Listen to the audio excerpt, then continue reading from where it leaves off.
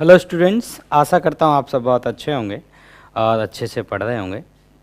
तो पिछली क्लास में हमने सर्किट सॉल्व करना स्टार्ट किया था। मैंने आपको किरचॉफ लूप लॉ और किरचॉफ जंक्शन लॉ इन दोनों के बारे में बताया था। इनके बारे में हमने ऑलरेडी कैपेसिटर में भी देखा हुआ है और इसमें भी फिर से मैंने आपको एक बार रिवाइज करा दिया था। तो ये जो दोनों लॉ हैं, इन दोनों का हमें बहुत ज़्यादा यूज पड़ेगा। अगर देखा जाए तो सर्किट सॉल्व करने में ये दो लॉ हमेशा इन्वॉल्व होंगे ही होंगे जब जब सर्किट सॉल्व किए जाएंगे। तो पिछली क्लास में हमने कुछ सर्किट देखे थे और उनको सॉल्व किया था। मैं कुछ सर्किट आपके सामने और लेता हूँ। जैसे मान लीजिए एग्जाम्पल, जैसे मान लीजिए बेटा, ये एक रजिस्टर है, ये एक रजिस्टर है, ये एक रजिस्टर है और यहाँ एक आइडियल बैटरी लगी गई है। जैसा कि मैंने बोला कि अगर कुछ नहीं बोला गया तो आप उसे आइडियल बैटरी कंसीडर करेंगे। एक बैटरी यहाँ लगी हुई है और एक बैटरी यहाँ लगी हुई है। ये बैटरी जिस तरह से लगी हुई हैं, इन रेजिस्टेंस का अपना अपना वैल्यू है। जैसे इस रेजिस्टेंस को मान लेते हैं लेट से 2 ओम, इस रेजिस्टेंस को मान लेते हैं लेट से 1 ओम और इस रेजिस्टेंस को भी मान लेते हैं लेट से 2 ओम। और जो बैटरी है, इन बैटरी के वोल्टेज है, सवाल में कुछ कुछ वोल्टेज दिए होंगे तो मैं भी यहाँ पे कुछ वोल्टेज लिखता हूँ। 5 volt, 10 volt and let's say this is also 10 volt, they are battery. और आपसे पूछा गया है कि बताइए इस सर्किट में ईच ब्रांच में कितना करंट होगा, ईच रजिस्टर की क्या पावर होगी और ईच बैटरी की क्या पावर होगी। ठीक, मतलब कुल मिला के ये पूरा सर्किट हमें एनालाइज करके बताना है। तो क्वेश्चन लिख लें, find number 1 current in each branch, current in each branch. दूसरा total power, total heat loss, total, इससे अच्छा पावर ऑफ ईच रजिस्टर। जब हमें ईच रजिस्टर का पावर मिल जाएगा तो उसको ऐड कर देंगे, वो हो जाएगी इस रजिस्टर्स की टोटल पावर या इन रजिस्टर्स का टोटल हीट लॉस। तो power of each register.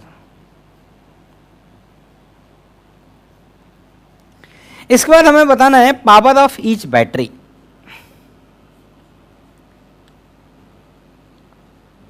Power of each battery.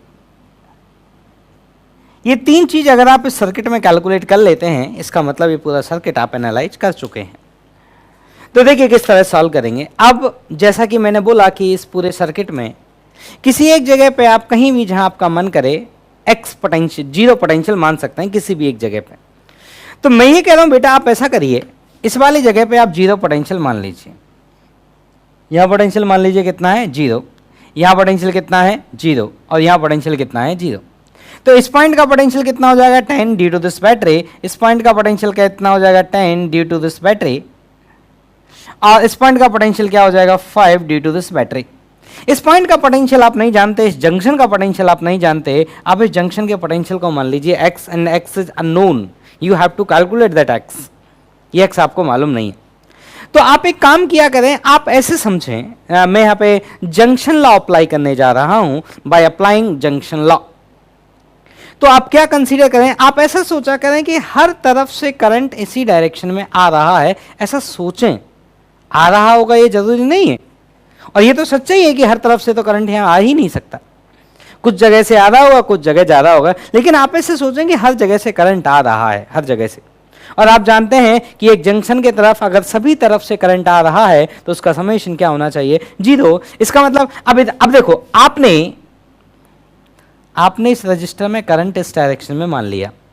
इसका मतलब इस रजिस्टर में करंट इस डायरेक्शन में फ्लो कर रहा है। इसका मतलब 10 हाई पोटेंशियल है और x लो पोटेंशियल है। तो इसमें जो करंट आएगा वो आएगा 10 माइनस x/1 प्लस इस रजिस्टर में आपने करंट राइट डायरेक्शन में फ्लो होते हुए मान लिया। मतलब आपने मान लिया कि 5 ज्यादा है और x कम है, तो कितना करंट आएगा, 5 minus x divided by 2 plus.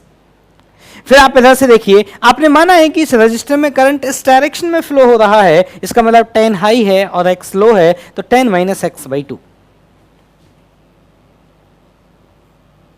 And that equal to 0। आप पूरे में 2 का मल्टीप्लाई करिए तो ये आया आपका 20 minus 2x plus 5 minus x plus 10 minus x and that is 0। अब सबको ऐड करिए, 20 और 5 25 और 10 कितना हुआ 35, और ये 2x और x 3x और ये हुआ 4x, तो 35 माइनस 4x इक्वल टू 0। तो x का जो वैल्यू आया वो आया 35/4।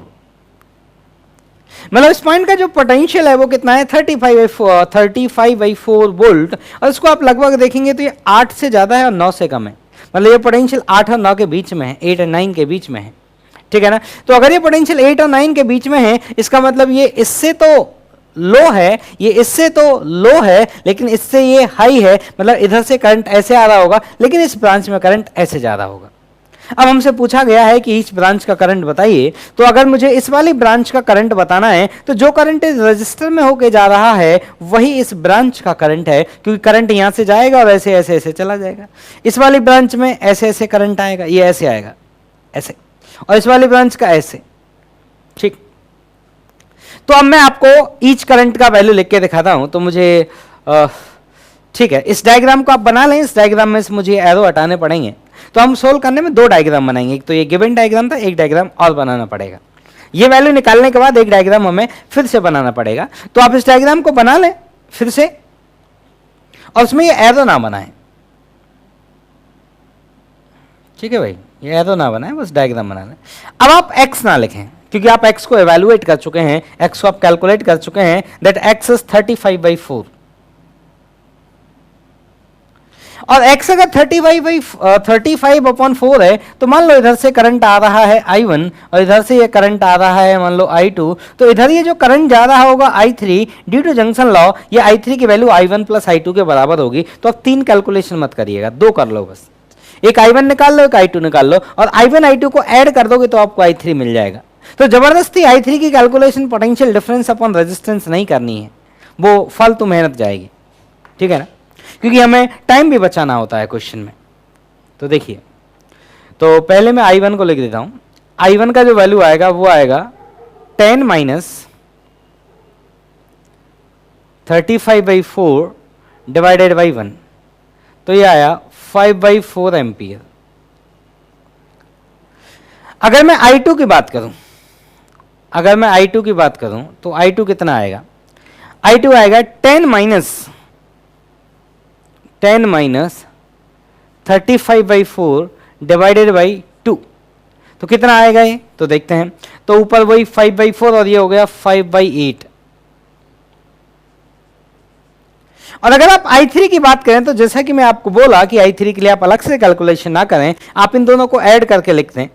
तो मैं पहले इन दोनों को ऐड करके लिख रहा हूं, लेकिन आपकी संतुष्टि के लिए मैं कैलकुलेट भी करके बता दूंगा, लेकिन पहले मैं ऐड करके लिख रहा हूं, सुन लेना। तो जब इन दोनों को ऐड करेंगे तो क्या आएगा? इसमें नीचे 2 का मल्टीप्लाई करो, उस पर 2 का मल्टीप्लाई करो, ऊपर बनेगा 10, और 10 कितना, 5 कितना आएगा 15, और नीचे कौन है 8, तो आंसर आएगा 15/8 एम्पियर। अब आपकी संतुष्टि के लिए मैं पोटेंशियल डिफरेंस अपॉन रेजिस्टेंस से भी लिख के दिखा देता हूं, 15/8 ही आएगा। तो जब आप I1 I2 कैलकुलेट कर लिए, तो I3 को सीधा I1 प्लस I2 लिखिए। अगर यहाँ पर पोटेंशियल डिफरेंस अपॉन रेजिस्टेंस करेंगे तो आपका बहुत ज्यादा टाइम कंज्यूम होगा।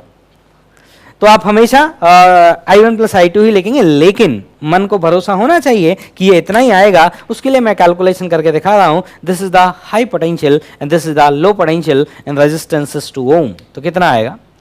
ये आएगा 35/4 माइनस 5 डिवाइडेड बाई 2, कितना आया? 20 में से 35 गया 15, और नीचे एलसीएम हो गया 2, तो कितना आया? 15/8। तो वही आया जो आना था, ठीक है। इसलिए मन पे भरोसा रखें और कैलकुलेशन में टाइम बचाने की कोशिश करें, ठीक है बेटा।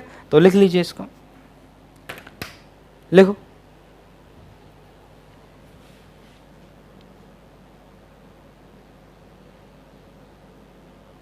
और देखिए, इस सर्किट को मैं हटा रहा हूं।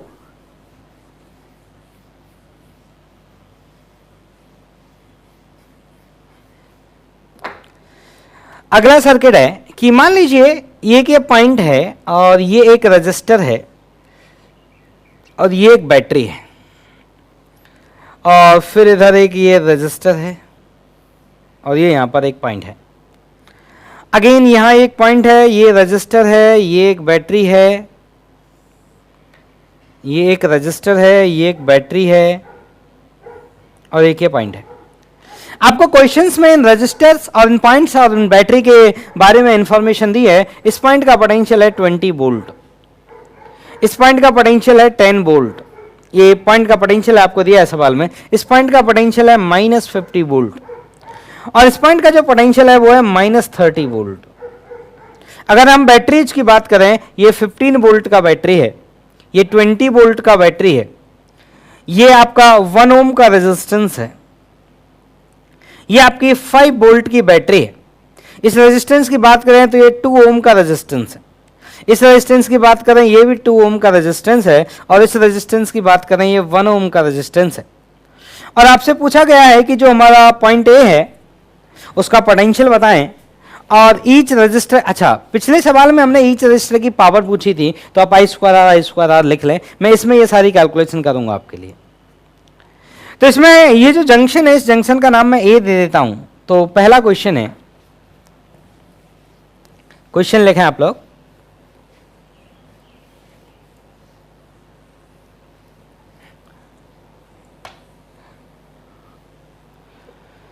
पहला क्वेश्चन है find out the potential at point A.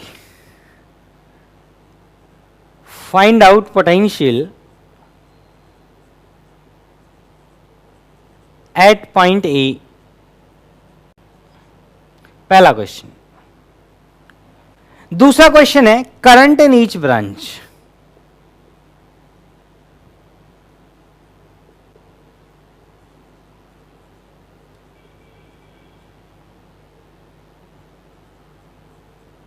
और तीसरा क्वेश्चन है power of each register, power of each register. और फोर्थ क्वेश्चन है पावर ऑफ ईच बैटरी।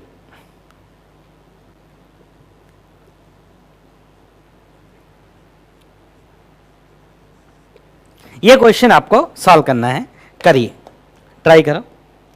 ठीक, अब देखिए मैं समझाता हूं। आप क्या करिए ना बेटा, आपको इस जंक्शन का पोटेंशियल नहीं मालूम, तो आप इसको मान लो x। ठीक, अब सुनो, ये पोटेंशियल -50 दिया है, इस बैटरी का 5 वोल्ट है, तो इस पॉइंट का पोटेंशियल हो जाएगा -45। इसमें ऐड कर देंगे 5, क्योंकि इस बैटरी का हाई टर्मिनल इधर है। और ये पोटेंशियल अगर x है, तो इस वाले पॉइंट का जो पोटेंशियल हो जाएगा वो हो जाएगा x -15। इस पॉइंट का पोटेंशियल x है, तो इस पॉइंट का जो पोटेंशियल हो जाएगा वो हो जाएगा x -20। और इस पॉइंट का पोटेंशियल x है, इस पॉइंट का पोटेंशियल 30 है। अब मैं लगाऊंगा जंक्शन लॉ। जंक्शन लॉ मतलब एक पॉइंट की तरफ आने वाला टोटल करंट क्या आएगा, 0। तो मैं कह रहा हूं कि बेटा यहां से भी करंट आ रहा है ऐसे, यहां से भी करंट आ रहा है ऐसे, यहां से भी करंट आ रहा है ऐसे, और यहां से भी करंट आ रहा है ऐसे। और आने वाला टोटल करंट क्या होना चाहिए, 0 होना चाहिए आने वाला टोटल करंट। तो इस डायरेक्शन से कितना करंट आएगा उसका वैल्यू लिखिए। तो देखो बेटा, इस रजिस्टर में V = IR सिर्फ रजिस्टर के लिए एप्लीकेबल होता है और V रजिस्टर के अक्रॉस पोटेंशियल डिफरेंस होता है। तो ये रजिस्टर का एक एंड पॉइंट ये है और इस रजिस्टर का एक एंड पॉइंट ये है, तो इन दोनों के अक्रॉस पोटेंशियल डिफरेंस। मैंने करंट अगर इस डायरेक्शन में आते हुए मान लिया, मतलब इसको मैंने हाई मान लिया और इसको मैंने लो मान लिया, तो 20 में से हम उसको सब्ट्रैक्ट करेंगे तो ये आया 20 माइनस x -15 अपॉन रेजिस्टेंस कितना है 2 प्लस।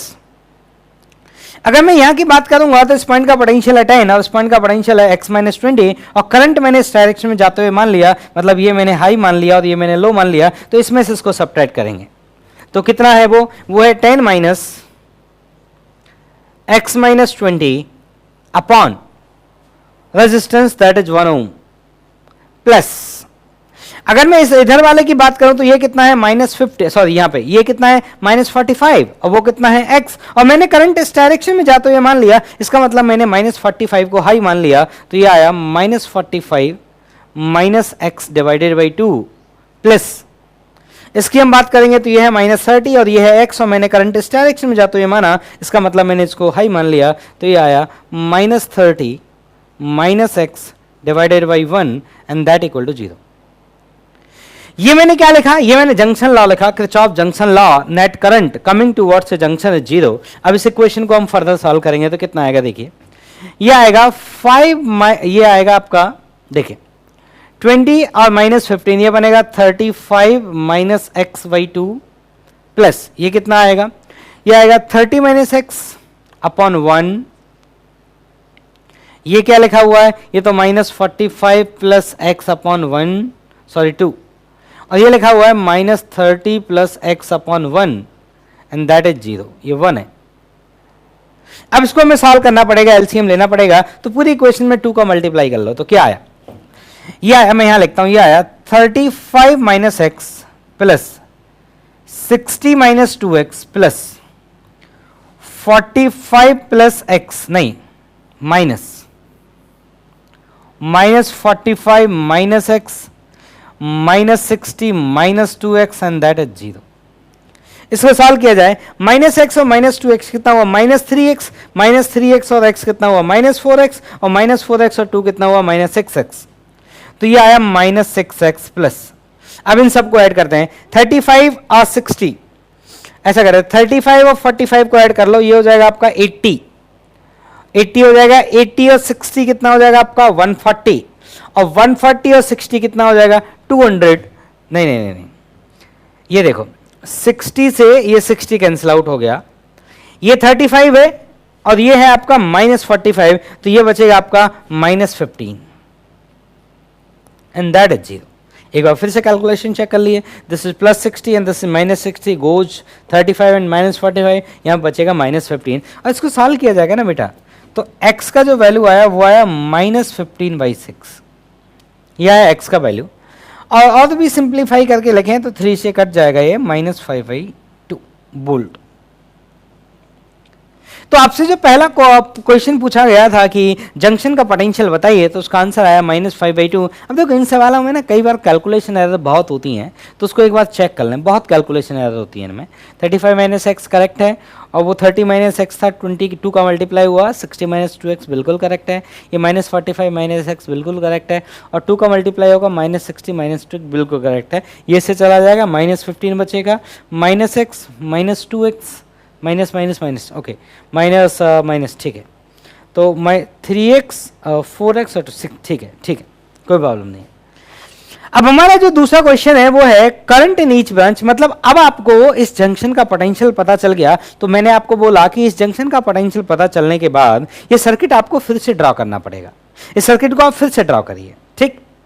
इसीलिए जब पेपर में क्वेश्चन सॉल्व करते हैं तो पेंसिल यूज करते हैं, तो पेंसिल में पहले जो डायग्राम बनाते हैं उनको फिर मिटा देते हैं रबर से, और फिर आपका फाइनल सॉल्यूशन उसमें कर लेते हैं पेपर के लिए, ठीक है।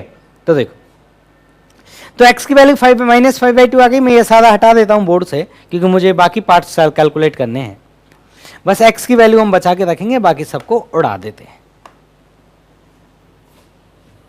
ये लो, ठीक है भाई। अब मैं इसका सेकंड पार्ट सॉल्व करके दिखाता हूं, करंट इन ईच ब्रांच।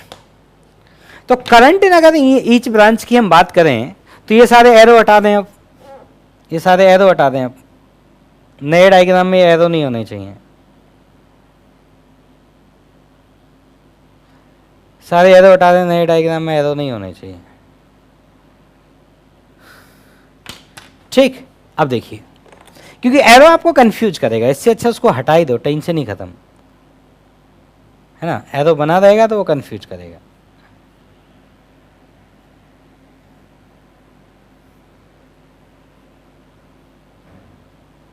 ठीक, और इस x की वैल्यू -5/2 है। अब देखो पोटेंशियल लिखते हैं, कहां कहां कितना पोटेंशियल आएगा।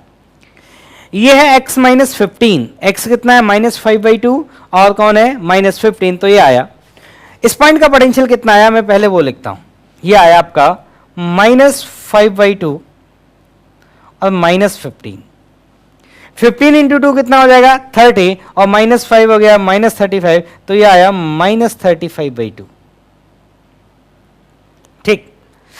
अगर हम यहां पे इस वाले पॉइंट का पोटेंशियल वैल्यू हम कैलकुलेट कर चुके हैं, दैट इज -5/2, और यहां पे है -20, तो इसको लिखेंगे कितना, तो ये आया -5/2 और -20, ये कितना हो गया -45/2। तो इस पॉइंट का जो पोटेंशियल है वो कितना हो जाएगा -45/2। अब सॉल्व करते हैं, देखो चलो यहीं से चालू करते हैं पहले। तो ऐसा करते हैं, इस वाली ब्रांच के करंट को हम I1 नाम देते हैं और ये I1 करंट इस पूरी लाइन में फ्लो होते हुए आया है। ऐसा नहीं है कि सिर्फ इतने ही सेगमेंट में I1 है, नहीं, इस पूरे लाइन में ये I1 फ्लो होते हुए आया है। जितना रेजिस्टेंस से गया उतना बैटरी से गया उतना ही आगे चल के गया। तो ये 10 और ये -45/2 है, तो आप जानते हैं कि 10 तो बड़ा होगा -45/2 से। तो अगर आपको करंट लिखना है तो आपको लिखना पड़ेगा पोटेंशियल डिफरेंस। तो अगर मैं I1 की वैल्यू लिखूंगा तो आएगा 10 -45/2 डिवाइडेड बाई 1, तो यह आया 65/2 एम्पियर। अब बात करते हैं I2 की, किसी एक ब्रांच के करंट को नाम आप I2 दे दो। चलिए इस वाले ब्रांच के करंट को नाम I2 देते हैं। तो ये है 20 और ये है -35/2, इसका मतलब 20 ज्यादा है, तो ये वाला करंट I2 और ये वाला करंट ऐसे इस ब्रांच में फ्लो होते होते हुए यहां तक जाएगा। तो अगर हम इस I2 की बात करें तो इस I2 का वैल्यू क्या आएगा, पोटेंशियल डिफरेंस, तो कितना आएगा, ये आएगा 20 माइनस 35/2 डिवाइडेड बाई 2। तो यह आया 40 और 35 कितना है 75, तो यह आया 75/4 एम्पियर I3। किसी भी ब्रांच के करंट को नाम आप I3 दे दो, तो मान लेते हैं इस वाले ब्रांच के करंट को नाम I3 देते हैं। अब इसमें देखो ये है -5/2 और ये है -45, कौन ज्यादा है, -5/2 ज्यादा है। -5/2 ज्यादा है तो इस ब्रांच में करंट ऐसे जाएगा, और इस वाले करंट को नाम अगर मैं I3 दे दूं तो I3 का जो वैल्यू आएगा वो आएगा 45 -5/2 divided by that resistance is 2। Solve करेंगे कितना आएगा, 45 × 2 बनेगा 90, 90 में 5 गया 85, तो ये आया 85/4।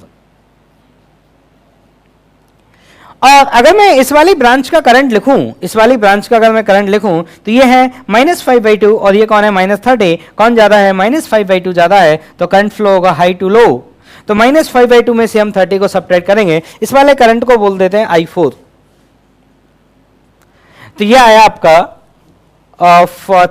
I4 का जो वैल्यू आया वो आया 30 -5/2/1। तो 60 - 5 कितना आया आपका, 60 - 5 करेंगे तो आया 55/2 एम्पियर। ठीक, तो ये आपके I1, I2, I3, 4 की वैल्यू आ गई। अब आपको लिखना है पावर इन ईच रजिस्टर। तो अगर आप इस रजिस्टर की पावर लिखेंगे तो क्या आएगा, इस 2 ओम की पावर, मैं इसी के साइड में लिखता हूं रेड कलर से। इस रजिस्टर की जो पावर आएगी वो आएगी दैट I2 का स्क्वायर, I2 मैंने कैलकुलेट कर दिया, अब मैं वैल्यू नहीं पुट करूंगा, N2 इसका रेजिस्टेंस दैट इज 2। I2 कहां है वहां से आप उठा लें। इस रजिस्टर का जो पावर आएगा वो इसमें कौन सा करंट फ्लो हो रहा है I1, तो इसकी पावर जो P आएगी वो आएगी I1 का स्क्वायर इंटू R। इस रजिस्टर की जो पावर आएगी वो आएगी power P equal to I4 का स्क्वायर इंटू R। और इस रजिस्टर की जो पावर आएगी वो आएगी I3 का स्क्वायर इंटू 2, इसका कितना आएगा I4 का स्क्वायर इंटू 1। ठीक है, लिख लो ये। अब आपको ईच बैटरी की पावर लिखनी हो तो देखो मैं बता देता हूं कौन बैटरी सोर्स है कौन बैटरी लोड है। चलो बैटरी की पावर लिखता हूं, मैं ग्रीन कलर से लिख देता हूं। इस बैटरी की पावर, तो करंट ऐसे चल के आ रहा है, तो करंट लो पे एंट्री ले रहा है, हाई पे एग्जिट ले रहा है, मतलब ये बैटरी क्या बनेगी, सोर्स बनेगी। और इस बैटरी का जो पावर आएगा P वो आएगा 15 × I2। इस बैटरी की बात करें, इसमें भी देखो लो पे एंट्री ले रहा है, हाई पे एग्जिट ले रहा है, ये भी बैटरी क्या बनेगी, सोर्स बनेगी। इसकी पावर आएगी P equal to that 20 × I1। लेकिन हम इस वाली बैटरी की बात करें, ये वाली बैटरी सोर्स नहीं है, ये वाली बैटरी लोड है, क्योंकि करंट हाई टर्मिनल पे एंट्री ले रहा है और लो टर्मिनल पे एग्जिट ले रहा है। तो इस बैटरी का जो पावर आएगा P वो नेगेटिव आएगा, वो आएगा -5 × that I3। This is the power in each resistor. हाँ तो देखो बेटा, एक दो क्वेश्चन और देखते हैं, सुनिएगा। तो इसको हटा देते हैं। तो देखिए कैलकुलेशन थोड़ी ज़्यादा होती हैं लेकिन आसान होती हैं। बस यही है कि बहुत सारे प्लस माइनस हमको करने पड़ते हैं और कई बार बच्चा इन प्लस माइनस में गलती कर बैठता है। तो बस यही है कि जब भी आप प्लस माइनस करें तो थोड़ा ध्यान रखें, वैल्यू को दोबारा चेक कर लें, ज़्यादा अच्छा रहता है।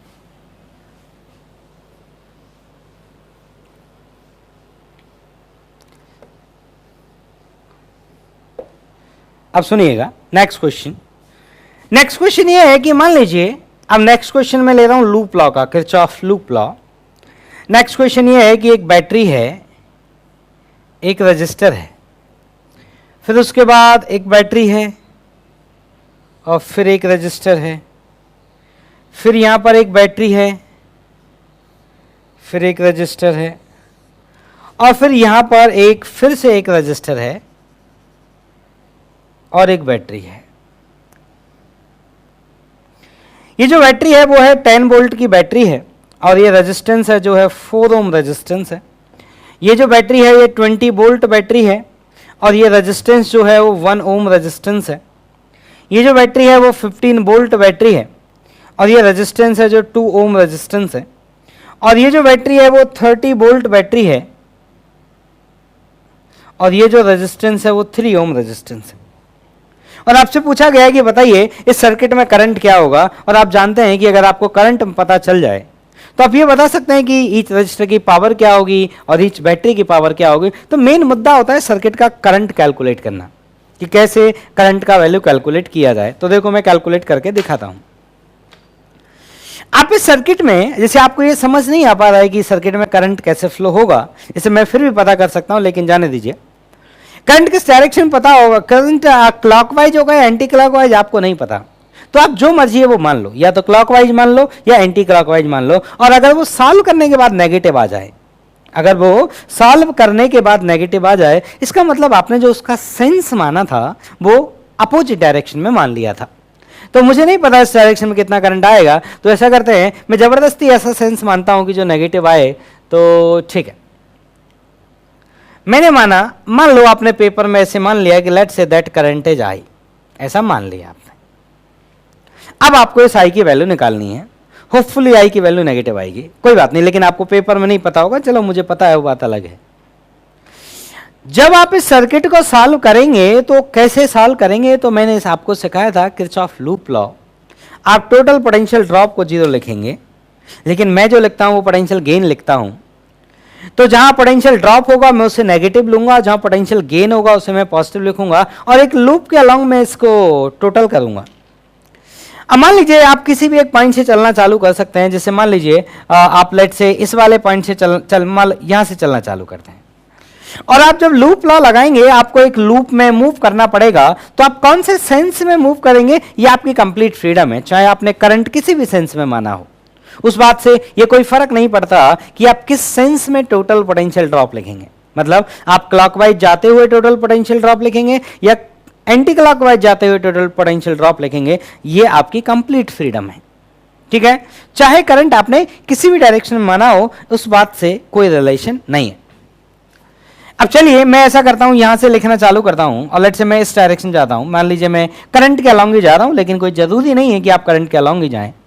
मैं जब यहां से यहां तक जाऊंगा तो पोटेंशियल बढ़ेगा, जो बढ़ेगा उसको पॉजिटिव लेंगे, प्लस जब हम यहां से यहां तक जाएंगे तो पोटेंशियल घटेगा। क्यों? क्योंकि रजिस्टर में करंट के अलोंग जब हम जाते हैं तो पोटेंशियल घटता है। कारण क्योंकि रजिस्टर में करंट ही हाई पोटेंशियल से लो पोटेंशियल की तरफ फ्लो होता है। तो जब मैं यहां से यहां तक जाऊंगा पोटेंशियल घटेगा, और जो पोटेंशियल घटेगा मैं उसको नेगेटिव लेता हूं तो वो आएगा -4 × I प्लस।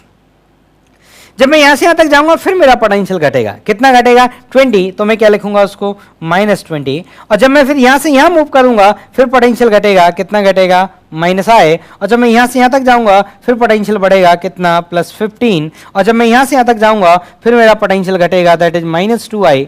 और जब मैं यहां से यहां तक जाऊंगा फिर मेरा पोटेंशियल घटेगा, दैट इज -30। और जब मैं यहां से यहां तक जाऊंगा फिर मेरा पोटेंशियल घटेगा, क्योंकि मैं करंट के अलोंग मूव कर रहा हूं, तो that is -3I and that summation is 0। ठीक, इसको सॉल्व किया जाए, इसको सॉल्व करेंगे तो कितना है, प्लस का 10 और -20, तो कितना बचा -10, -10 और +15 कितना आया, +5, +5 और -35 कितना आया, -25। करंट को ऐड करते हैं, यह है -4I, -4I और -I, -5I, -5I और 2, -7I और -7I और 3, -10I, तो यह है -10I = 0। यहां से I का जो वैल्यू आया वो आया -25/10 एम्पियर, मतलब 5/2 माइनस के एम्पियर।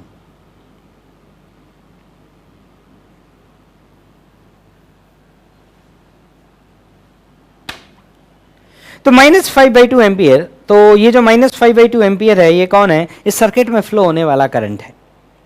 और नेगेटिव आया है, इसका मतलब है कि आपने जो करंट का सेंस माना है वो आपने करंट का सेंस उल्टा मान लिया है।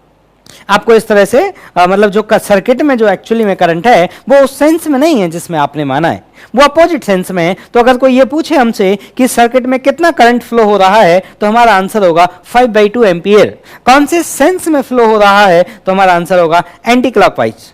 ठीक, तो अगर आप ये लिखना चाहें कि ईच बैटरी का पावर क्या होगा, ईच रजिस्टर का पावर क्या होगा, तो आप समझदार है, आप लिख सकते हैं I²/R, ये रजिस्टर्स की पावर होगी, और बैटरी की पावर क्या होगी, E/I।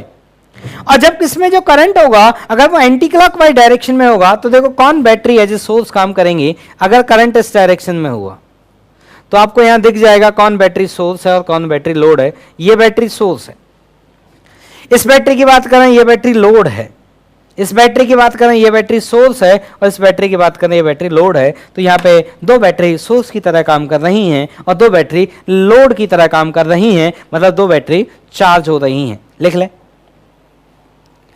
अब देखिए एक क्वेश्चन में और लेता हूं आपके लिए। अगला जो क्वेश्चन है उस क्वेश्चन को हम चाहें तो जंक्शन लॉ से भी कर सकते हैं और चाहें तो लूप लॉ से भी कर सकते हैं। मैं आपको एक क्वेश्चन लूप लॉ से और करके दिखाता हूं, ठीक है ना।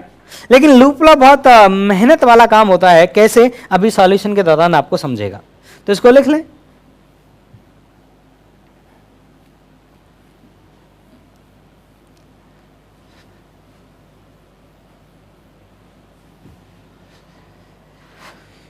देखो बेटा, क्वेश्चन ये है कि एक बैटरी है, एक 10 वोल्ट की बैटरी है, और फिर एक बैटरी और है, ये बैटरी 50 वोल्ट की है। तो यहाँ लिख देते हैं, चलिए 10 वोल्ट और ये है 50 वोल्ट, और ये यहाँ पे एक रेजिस्टेंस है, और यहाँ पर एक रेजिस्टर है, और यहाँ ये एक बैटरी है, और यहाँ एक ये रेजिस्टर है।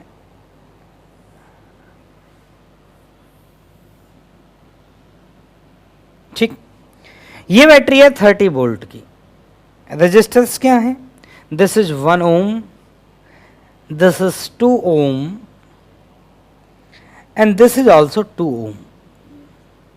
इस क्वेश्चन को आप दो तरह से कर सकते हैं, एक है जंक्शन लॉ और एक है लूप लॉ।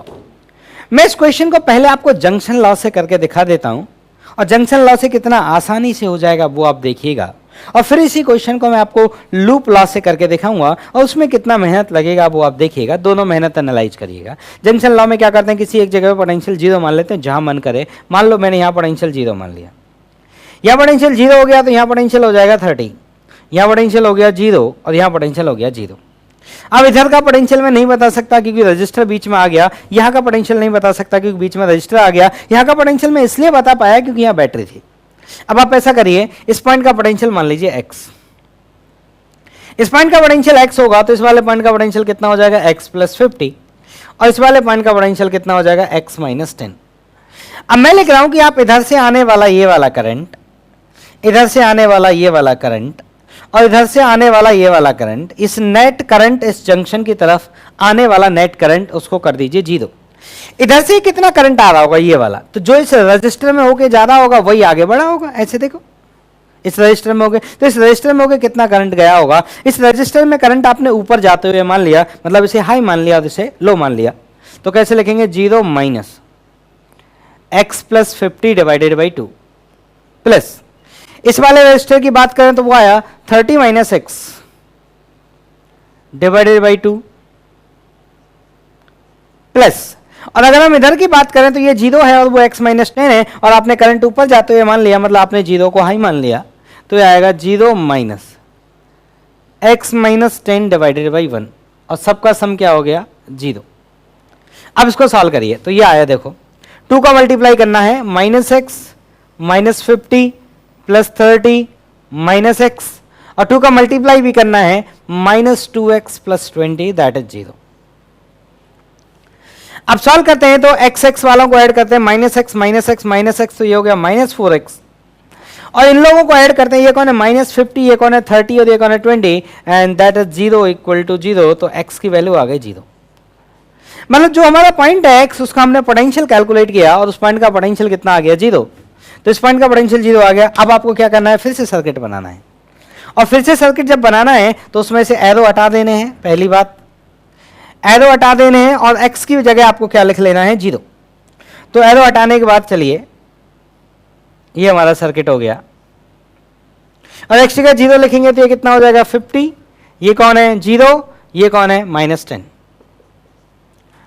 अब अगर आपको ईच ब्रांच में करंट लिखना भी है तो ये कौन है -10 और ये कौन है 0, ये हाई है, तो इधर से करंट ऐसे जाएगा, और ये वाली ब्रांच का करंट होगा कितना, ये 0 है और ये -10 है, तो डिफरेंस कितना आया 10, और करंट हो जाएगा 10 एम्पियर।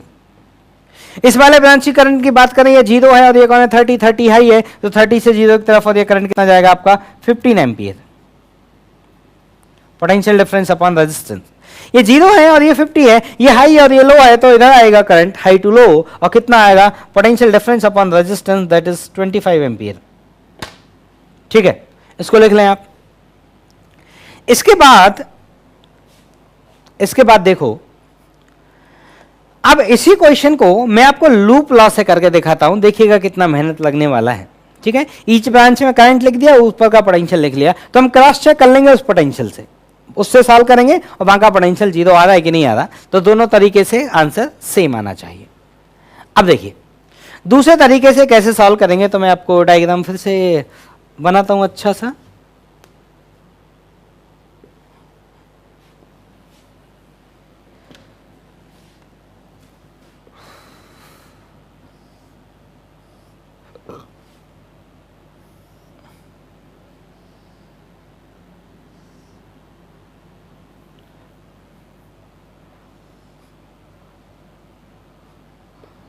ठीक है बेटा, 0 का कोई मतलब नहीं है इस दूसरे में।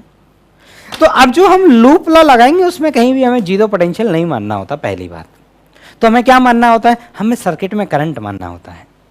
तो मैंने माना कि इधर से इस वाले लूप में मैंने करंट मान लिया I1, और इस वाले लूप में मैंने करंट मान लिया I2। तो मान लो ऐसे करंट है इसमें I1, ये करंट मान लो I1 यहां पे आगे बढ़ा, आप इधर से मान लो कि इधर से I2 करंट आ रहा है, ऐसे मान लो, कैसे भी मान सकते हो अगर आपने, और सॉल्व करने के बाद ये वैल्यू अगर नेगेटिव आ गई, मतलब आपने जो सेंस माना था वो गलत माना था, तो अब मान लो यहां से I2 करंट आ रहा है ऐसे, और ये I2 करंट यहां आया, और इस ब्रांच में जो करंट चला गया वो चला गया I1 प्लस I2। ठीक, अब आप क्या करिए, इस पूरे लूप में किरचॉफ लूप लॉ लगाइए, और इस पूरे लूप में किरचॉफ लूप लॉ लगाइए। मैं किरचॉफ लूप लॉ अप्लाई करके दिखाता हूं। पहले मैं कौन से लूप में लगा रहा हूं, ध्यान से देखें। मैं यहां से चालू करूंगा और मैं ये वाला एक लूप चल रहा हूं, दिस इज वन लूप, इस लूप में मैं लूप लॉ लगा रहा हूं। तो जब मैं यहां से यहां तक आऊंगा तो मेरा पोटेंशियल घटेगा। तो जब मेरा पोटेंशियल घटता है मैं उसको नेगेटिव लिखता हूं, -2 इंटू I1 प्लस I2। जब मैं यहां से यहां तक जाऊंगा फिर मेरा पोटेंशियल घटेगा, दैट इज -30। फिर यहां से यहां फिर मैं जाऊंगा यहां से यहां तक, फिर मेरा पोटेंशियल घटेगा, दैट इज -I1। और फिर मैं जाऊंगा यहां से यहां तक, फिर मेरा पोटेंशियल घटेगा, that is -10 equal to 0। Loop law, पूरे लूप में टोटल पोटेंशियल ड्रॉप 0। माइनस को इसको सॉल्व कर दें, माइनस कॉमन निकाल के 0 में डाल दें, तो 2I1 plus 2I2 plus 30 plus 30 और 40 हो जाएगा। तो यह आया आपके पास 3I1 plus 2I2 equal to -40, equation number 1। Similarly आपको एक इक्वेशन और बनानी पड़ेगी जब आप इस लूप में मूव करेंगे। कैसे मूव करना है, किस सेंस में मूव करना है, that is your complete freedom. तो मान लेते हैं मैं यहां से चालू करता हूं, मैं इस सेंस में घूम जाता हूं, तो जब मैं यहां से यहां तक जाऊंगा तो मेरा पोटेंशियल बढ़ेगा, दैट इज +50 प्लस। जब मैं यहां से यहां तक जाऊंगा फिर मेरा पोटेंशियल बढ़ेगा, क्योंकि मैं करंट के अपोजिट जा रहा हूं, तो वो आएगा मेरा 2I2। और जब मैं यहां से चलते चलते चलते चलते फिर मैं यहां जाऊंगा, फिर मेरा पोटेंशियल बढ़ेगा कितना 30। और फिर मैं यहां से यहां तक जाऊंगा, फिर मेरा पोटेंशियल बढ़ेगा कितना 2I1 प्लस I2। ठीक, तो मैं इस डायरेक्शन में मूव किया। ठीक, अब सुनना मेरी बात। And total potential drop equal to 0। अब इसको सॉल्व करते हैं, 2I1 और 2I1 हो जाएगा 2i1 है और 2i2 प्लस 2i2 हो जाएगा 4i2 and that equal to -80। 2 LCM लेके उड़ा दीजिए तो ये आया i1 plus 2i2 equal to -40 and this is equation number 2। Equation 1 और इक्वेशन 2 को हमें सॉल्व करना पड़ेगा, तो ऐसा करते हैं मैं इस इक्वेशन में से इस इक्वेशन को सब्ट्रैक्ट कर देता हूं।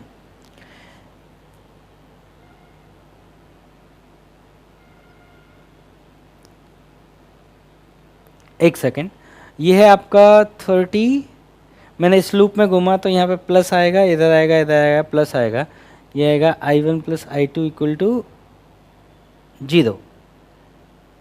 ओके, एक सेकेंड चेक करते हैं, माइनस, हाँ देखो -2i1 वहाँ पे आया +3i1 एंड दैट -30 सादा माइनस चला गया, 2i1 और i1 कौन हो गया आपका 3i1, 2i2 और -30 और 10 कितना हो जाएगा 40 उधर चला जाएगा, ये आएगा -40, तो यह 3i1 plus 2i2 equal to 40। Okay, इस वाले लूप एक बार इक्वेशन चेक कर लेते हैं। इसमें जब हमने इक्वेशन अप्लाई किया था, कहाँ से चालू किया है हमने, माइनस सब्ट्रैक्शन यहाँ से चालू किया है और इस डायरेक्शन में। एक बार इक्वेशन चेक कर लेते हैं।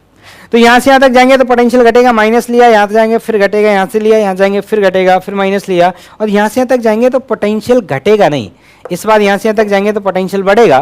तो ये -10 नहीं आएगा, ये +10 आएगा। देखो ना, यहाँ से यहाँ तक जाएंगे तो पोटेंशियल क्या होगा आपका, बढ़ेगा, और ये +10 आएगा तो ये -30 नहीं, ये +40 नहीं आएगा, ये तो आएगा, ये बनेगा यहाँ पे कितना -20 आएगा 20, और ये इधर जाके बनेगा 20। ठीक है, तो ये कैलकुलेशन एरर्स ध्यान रखनी होती हैं, कोई बात नहीं। अब आप क्या करिए, अब होपफुली ठीक है, फिर भी आप एक बार आप लोग चेक कर लेना। अब आप क्या करिए, इस इक्वेशन में से आप इस इक्वेशन को सब्ट्रैक्ट करिए, तो 3i1 माइनस i1 कितना गया, 2i1 आया, 2i2 से 2i2 चला जाएगा और यहां से जा करेंगे 20, तो i1 का जो वैल्यू आया वो आया 10 एम्पियर। i1 का जो वैल्यू आया आपका वो आया 10 एम्पियर, और i2 कितना आएगा, i1 को यहां पे ले जाके आप पुट कर दीजिए, तो i1 को यहां पुट करेंगे 10 उधर जाएगा तो कितना हो जाएगा -50, तो i2 का जो वैल्यू आया आपका वो आया -25 एम्पियर। अब i2 आ गया नेगेटिव, इसका मतलब ये हुआ कि i2 जो आपने माना है वो एक अपोजिट डायरेक्शन में माना है। ठीक है बेटा, ठीक, और i2 आपने, अच्छा तो इस वाली ब्रांच में करंट कितना हो जाएगा, तो कि यहाँ पे i1 i2 दोनों को ऐड करो पहले, i1 कितना है आपका 10, i2 कितना है आपका -25, तो इस डायरेक्शन में हमने कितना माना है i1 प्लस i2, तो इस डायरेक्शन में कितना आ जाएगा -15। इसका मतलब इस डायरेक्शन में अगर -15 है, इसका मतलब वो अपवर्ड डायरेक्शन में +15 है, मतलब इस डायरेक्शन में कितना है 15। अब देखो ये 0 है, मतलब इसको 0 मान लेते हैं, 0, यहां से तक पोटेंशियल बढ़ेगा 30, फिर यहां से तक जाएंगे तो पोटेंशियल घटेगा, और कितना घटेगा, that I into R, R कितना है 2 और I कितना है 15, तो 30 में से 30 घट गया, फिर क्या आ गया 0, तो हमने इसका पहले 0 माना था, और मतलब इसको सॉल्व करके 0 निकाला था, अभी भी ये सॉल्व करने पे क्या आ रहा है 0, मतलब ये कैलकुलेशंस सही है और दोनों के आंसर एक दूसरे से मैच कर रहे हैं। तो आप देख लो कि इस तरीके से लिखने में हमें कितनी मेहनत करनी पड़ती है। इक्वेशन लिखिए और इक्वेशन को सॉल्व करिए। अब मान लीजिए तो 2 ही वेरिएबल थे, अगर सर्किट में 3 वेरिएबल फंस गए तो फिर 3 के लिए सॉल्व करना पड़ेगा। इसीलिए जंक्शन लॉ को मैं खुद भी पर्सनली ज़्यादा प्रेफर करता हूं इस लूप लॉ के कंपैरिजन में, लेकिन कोई आदमी चाहे तो कंप्लीट फ्रीडम है, चाहे वो लूप लॉ अप्लाई करे चाहे वो जंक्शन लॉ अप्लाई करे। होपफुली चीज़ें आपको समझ आई होंगी और किस तरह से सर्किट सॉल्व करते हैं ये आपको समझा। ठीक है, तो आप जो क्वेश्चंस हैं उनका प्रैक्टिस करें और फिर मिलते हैं आपसे नेक्स्ट क्लास में।